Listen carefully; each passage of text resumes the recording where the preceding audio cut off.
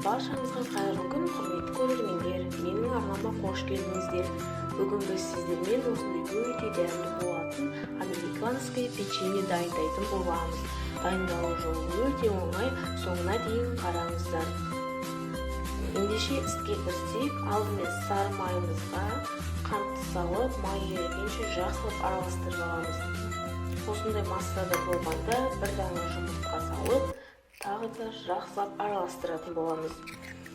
Менің арнама тіркеліп алыңыздар. Көптеген пайдалы рецепттермен бөлісетін боламыз. Видеоның соңына дейін көріп, видео ұнаған болса лайк басып, комментарий қалдыруды ұмытпаңыздар.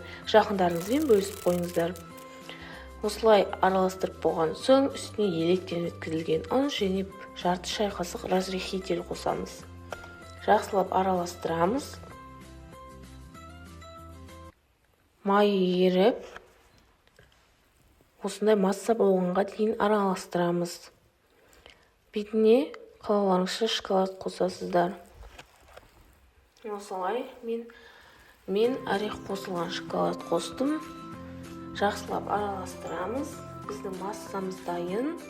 Бұл массаны 180 градуста 10-15 минут пісіретін боламыз.